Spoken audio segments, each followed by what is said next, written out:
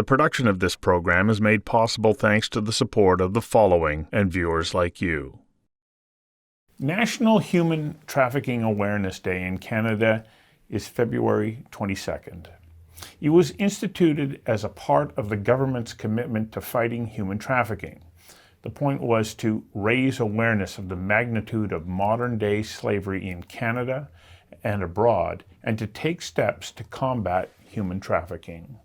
In her book, Child Sex Trafficking in Canada, Cathy Peters says, "This book should never have been written, but here we are." Society and culture have come to a point where the most vulnerable are not being protected.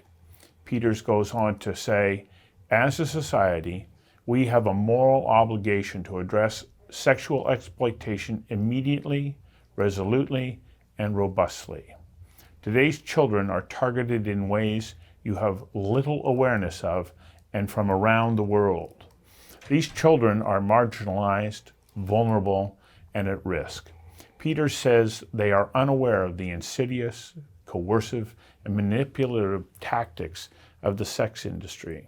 I invited one of Canada's leading advocates on behalf of vulnerable children, Cathy Peters, to join me for a conversation that matters about what we all need to know about child sex trafficking and how to stop it. Cathy, welcome. Thank you very much. Yeah, but on a somber note, it's easy to feel comfortable in Canada and say, oh no, that's not happening here. We're a much better society than that. But we're fooling ourselves if that's what we think. Mm-hmm. Absolutely. Absolutely. I always start with stats because people want to know the actual numbers. So the average age to be pulled into human trafficking, into the sex industry, is 13 years of age. But in our urban centers now, it's 10, 11, and 12 years of age. So we're talking grade 4. The most severely overrepresented are the Indigenous by far.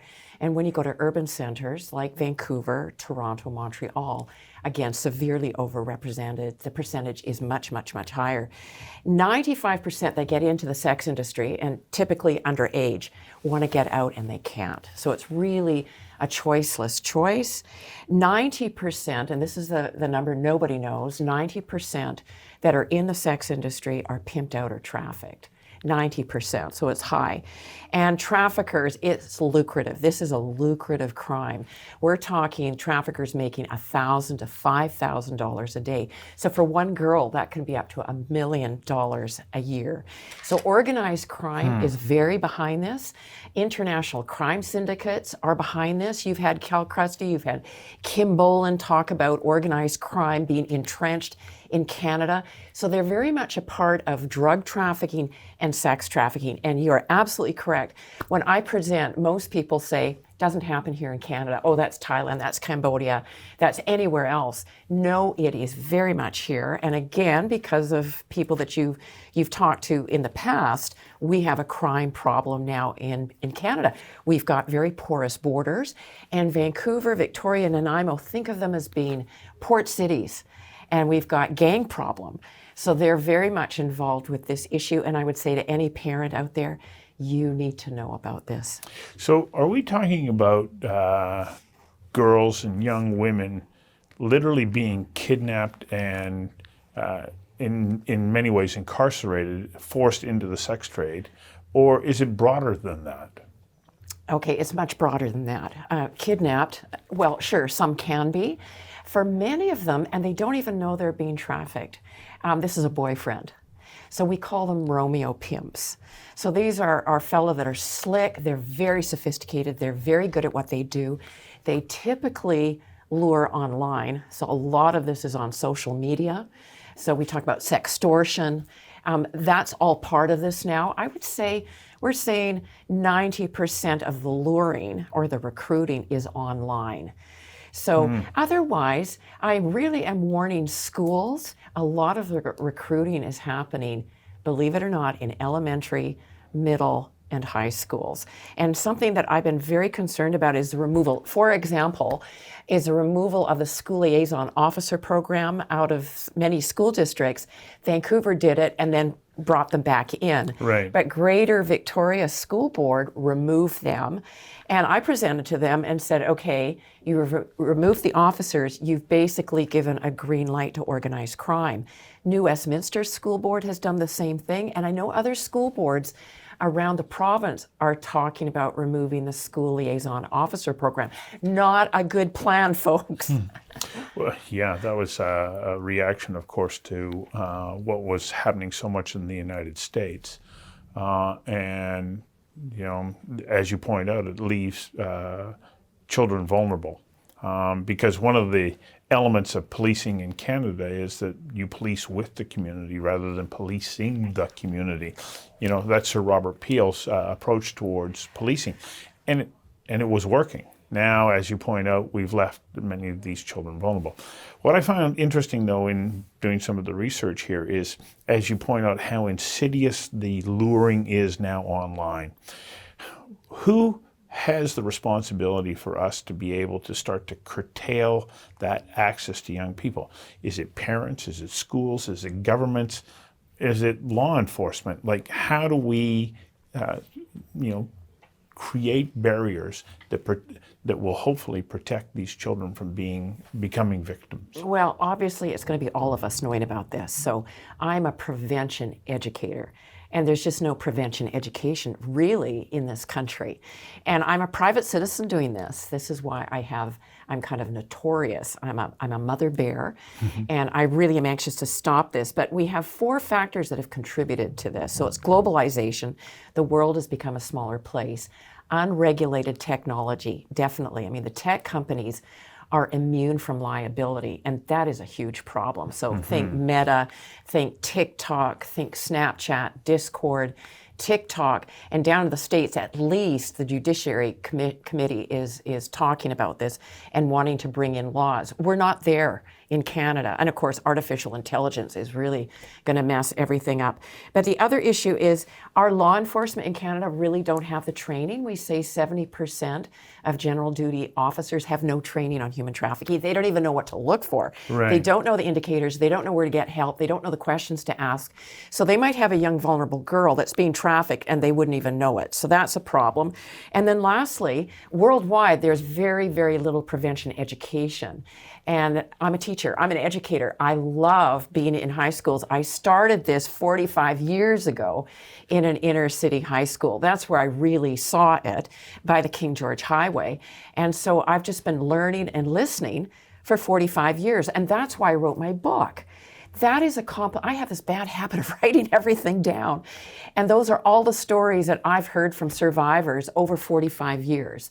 So that's why my book is important. It's not my opinion, it's what's been told to me, including stories from the Indigenous women and girls. They will talk to me. Their stories are heartbreaking. And of course, as I mentioned at the beginning, they are severely overrepresented in this, and we're not talking about it. And I do want to talk about, the one thing nobody talks about is pornography is the fuel for all of this. There is no conversation about pornography really in this country. And when I go to high schools, I talk about pornography. And I say to young people, you got to stop watching it. You will act out on it. But again, that's a conversation. And this is why I love your program so much. You are having the conversations that matter that nobody else will have. The production of this program is made possible thanks to the support of the following and viewers like you. Well, in reading your book, you do address this issue of pornography as being kind of the gateway drug, but also that prostitution and this idea that if we legalize prostitution, somehow we're going to introduce safeguards. We're fooling ourselves if we think that pornography isn't a gateway drug and that prostitution is benign, especially if it's a choice. Well, absolutely brilliant. And the fun thing, a remarkable thing is we have a fabulous law in Canada called PSEPA. That's the Protection of Communities and Exploited Persons Act. And I would love everybody in your audience to look up that law and know what that law is. Basically, what that law says is women and girls in Canada are valuable, have full human rights, have dignity and worth, and that they recognized that women and girls should not be for sale, and that prostitution basically is violence against women and girls. So that's that was the context behind the law. So there's 4 parts to it, super simple. The sex buyer, the profiteers are criminalized.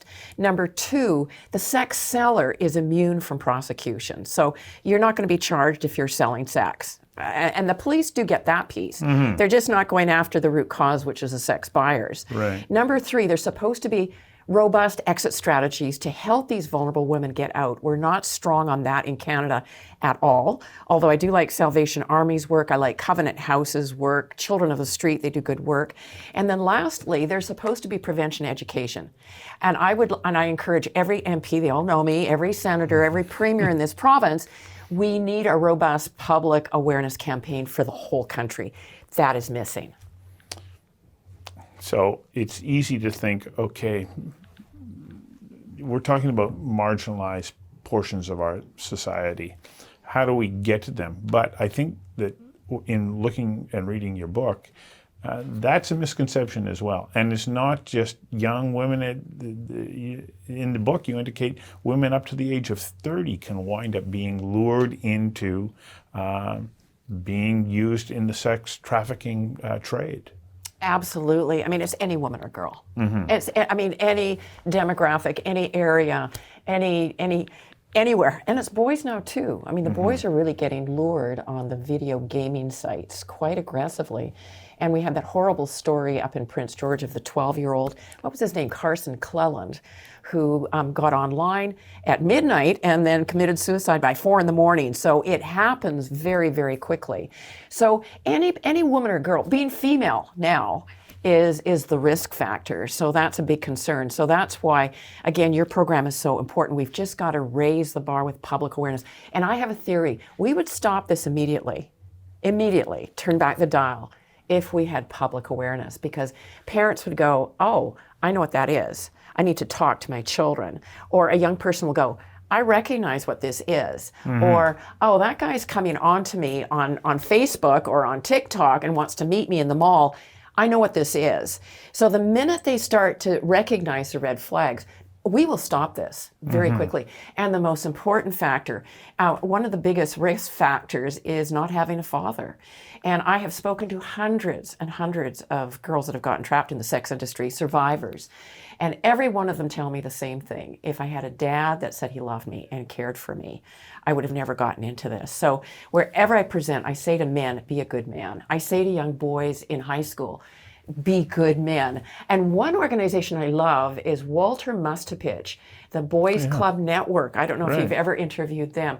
Phenomenal work. Another organization I love is the Moosehide Campaign with the Indigenous. That's an Indigenous initiative. Really good. So we need good men to step up. We need men and boys to understand you don't exploit women and girls. That really is the root cause. That's where we've got to go. The production of this program is made possible thanks to the support of the following and viewers like you. How do we get the message into individual families, especially if you have a family that has its own challenges? Mom and dad are, struggling to, and we see it more and more, they're struggling to pay the rent or make a mortgage payment. They may have challenges at work, like they're stressed, and it's easy then for a void to be created where their children are left to, in many ways, fend for themselves. What's the responsibility that parents have, but without us being, wagging our finger at them, you should, rather, like, what are things that parents can do to help to ensure that their children can be as protected as possible? Again, parents are the key in all of this. They are absolutely I mean, the stats are out there. They are the main influencer in a child's life. So, but they can get help. I mean, now I say to parents, you can Google how to be a good parent. There's lots of tools online. Even my website is just one page, beamazingcampaign.org will give you the help that you need. So parents, there's lots of help out there. There's lots of tools, and because we've got that information online. And that's why I'm doing the work that I'm doing, because I put everything up online. I've got my book out there. There is the resources and tools. And I would definitely say, I always say to everybody, learn about the issue, talk about it, share, and alert. And it's really important to alert police officers, your local mayor and city councilor, your MLA, your MP. We really need to have a cultural awakening, a cultural shift, so that the general public understands the implications of this. We have to work together. I think that's a big thing. And I would just say to everybody, let's start talking. Let's have the conversations that matter. You talk to everybody about this, including you go to Ottawa, you're everywhere. What's the response or reception that you're getting?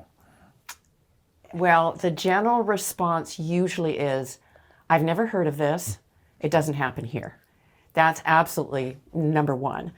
And then I always counter that with everybody. Once I give my stats, then they kind of go, oh yeah, Indigenous, yeah, so we get there severely overrepresented.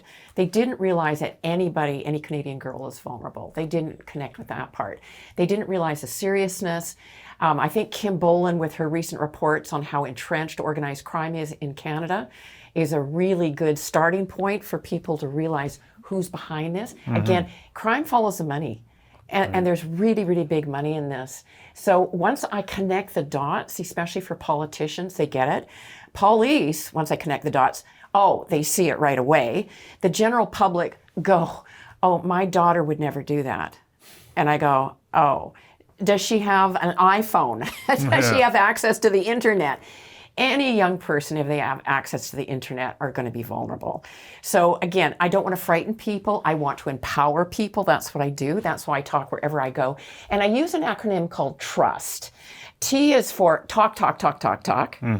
R is for relationships. Young people want to know what a healthy relationship looks like. They have no clue. U is understand. Use empathy. It's tough to be a young person today. I remember what high school was like. It was tough. S, secure and safety. You want to provide security and safety for that young person so they feel that they're loved, they're important, they're special, they're unique. Give them hope in this crazy world. And number the last is T is for teach. Teach about what unhealthy relationships look like. Teach what a safe adult and an unsafe adult looks like. Basically, it's common sense, but we need to talk, talk, talk. Now, funny thing is, when we were driving our children around, I like to drive them as much as possible, because parents, when you're driving your children around, they can't get out of the car. Drive them somewhere special and then have the conversation. Just talk, talk, talk, talk, talk. Yeah, I know. It's amazing how wonderful an automobile is for creating a place in which you can bond with your children, because you're both stuck together going down the road, and you have opportunities to talk in ways that you may not otherwise. The production of this program is made possible thanks to the support of the following and viewers like you. One can't help but think, okay, somebody gets lured or trapped into being trafficked. Is there life after this for them, or is it, do they become a sad statistic? It's bad. Yeah. It's very bad. That's why I'm pretty passionate on doing the prevention piece. We say if young people get trafficked and into the sex industry, only 1% to 5% get out. And we're not good on the rehabilitation. As in meaning that they don't survive? Well, just get out. They'll stay in the life for a long time. They don't get out of the life, and eventually they're drug addicted, they're mentally ill, they commit suicide, or they're murdered. So the prospects, once you're in it, are not good. So when I present in high schools, police have said to me, scare the hell out of these young people. You don't want them in this in the first place. And I'm going to say to everybody, Robert Pickton, Robert Pickton, Robert Pickton. Right. That's what this thing looks like. This industry is deadly. And we've seen the Robert Pickton, and I think the talk about day parole for him came. Yeah, just the other day. Yeah, just the other day. Of course, we don't want him out. So he was a sex buyer, I guess a trafficker as well, and a serial killer. That was dreadful. But also Amanda Todd. I mean, that situation, we all know the name Amanda Todd. Globally, that name is known. We don't need more Amanda Todd situations. So we've had the worst victim situation here in this area in Vancouver, but we've also had Canada's #1 trafficker, Reza Mazami, who's currently 23 years in jail. And he came from the North Shore, where I live, and he trafficked, I don't know what they're saying, 23, 28 girls, 11 of them underage, 4 of them from the North Shore, again, where I've grown up most of my life. And so people on the North Shore are great. They say, it never would happen on the North Shore. Well, no, actually, our #1 trafficker in Canada came from the North Shore. Mm-hmm. So what are steps to help somebody recover if they're able to escape from this life? Well, I'm always going to say to anybody, if you suspect anything, report, report, report, report. VPD are great. And I think you've had VPD on here. Adam Palmer, a great job. VPD get it. They're probably the best in the province, for sure. RCMP are getting it. And then I also work with all the other police agencies, whether it's Victoria Police Department, Delta Police Department. But I would say you've got to report. I mean, that's where you start. You can't take on an individual yourself and try to rescue them. No. You've got to get help. And the good news is, again, VPD, RCMP know where to get that help. So, for example, there's SAY programs, that's sexually exploited youth programs, PLEA, Onyx, Covenant House, right. Children of the Street, those organizations are here. Salvation Army, great job. But again, the police have those contacts and would get that kind of help. So to summarize for viewers, what's the most important top 3 messages that you want them to take from our interview today? It's just what I said. You got to learn about the issue, learn, share, and alert. Share, talk about this with your family and friends in every contact, and then alert people in power. I'll keep it simple. Yeah. So going forward, where do you go from here? What's the next step that you want to see accomplished so that we can help to increase the level of security that we can give to the most vulnerable in our society? Media is not picking up on this, absolutely. And I need every parent to know about this issue. I need every Indigenous band to know about this issue. I need every politician to know about this issue. I need police that are trained. Mm-hmm. And your #1 message to parents? Love those children and stay connected no matter what. Be firm, fair, and fun. So when you go out and speak, how do these messages resonate, especially with young people? Because as you said, you've been told by law enforcement authorities to say, scare the heck out of them. How does that message go over? It works. It works. I get a lot of young people coming around me, crying, hugging me, going, nobody is telling us this. This is really helpful. I get a lot of disclosures. A lot of young people tell me their stories. So yeah, it goes over very well. Do you think we're making progress? I'm an optimist. I have to believe that. But there's a lot of work to be done. And so it will take a collective will to move the dial here, won't it? Absolutely. Absolutely. And do you see that coming together? It kind of has to, otherwise we're going to lose this generation. Yeah. Well, thank you very much for coming in today and sharing your insights into this extensive amount of work that you've done over the course of your career. I mean, this clearly is an issue that really matters to you, and it should matter to us all. Thank you very much. Thank you so much, Stuart.